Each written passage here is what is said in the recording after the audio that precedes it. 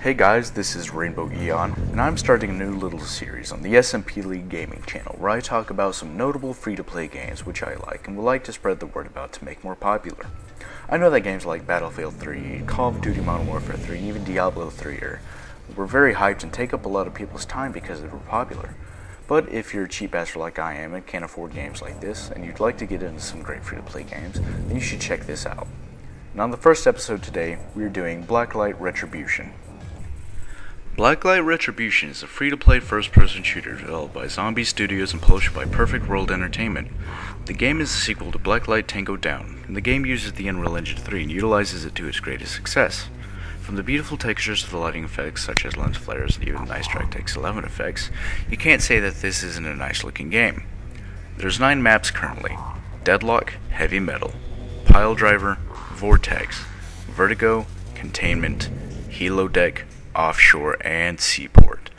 All of the maps are more industrial/urbanized due to the game's heavily futuristic and technology-based setting. But with that said, the current maps are varied and have great level design. Now, one of the main innovative features of the Blacklight Retribution is called the HRV, which is an acronym for Hyper Reality Visor. It basically allows you to see, for a short period of time, enemies through walls and objects to locate them. This may seem at first like an element of the game that would potentially make it overpowered, but I assure you that it's very balanced in the way that it works. It takes about a second to turn on and take a second to turn off. While you are in HRV mode, you're vulnerable to enemy fire and it doesn't last very long. Plus, it takes a while to recharge if you completely deplete it. It's truly one of the most interesting and game-changing features I've encountered in a game so far, and it opens up alternate tactics to take out enemies, with flanking being at the top of the list.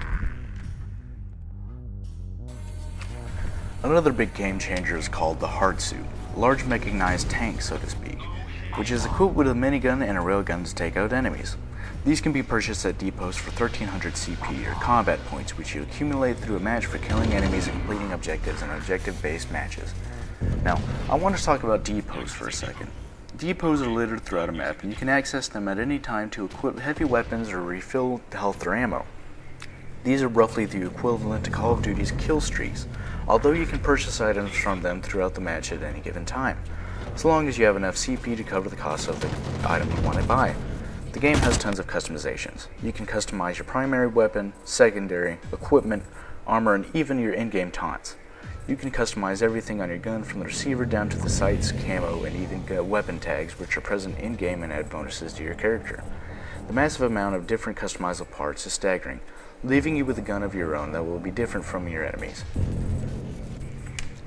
The audio design on the game is awesome, from the drum step, and yes I do mean drum step, type of music to the in-game weapon audio and voice effects. Weapons sound meaty, the ambient audio is great, and seeing Anna's voice is always a beautiful thing to hear when killing enemies. The in-game UI is, for the most part, intuitive, easy to understand, and pleasing to the eye. Everything has a futuristic aesthetic vibe to it, down to the mouse cursor that is present in the in-game menus. The developers have gone above and beyond when it comes to the customization of your game. The in-game options have vast amounts of customizable options, which allow you to change the game to play it how you want to play it. You can even change your crosshair in-game, the number of tick marks to the opacity and color. You can completely enable and disable your heads-up display to make the game suit how you want to play it. The only really confusing part of the game right now is the marketplace, which is only really useful if you want to purchase chance packs using Perfect World's currency Zen.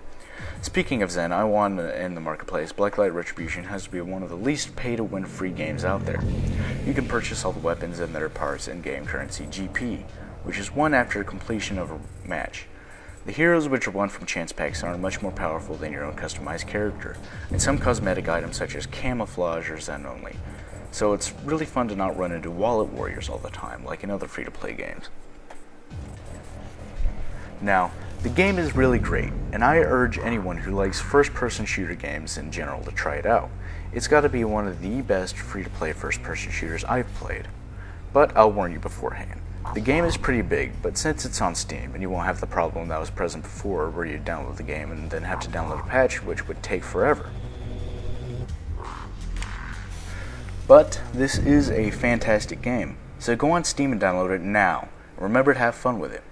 Also, if anyone wants to see a specific free-to-play game in the future on the spotlight, be sure to leave a comment in the comment sections below.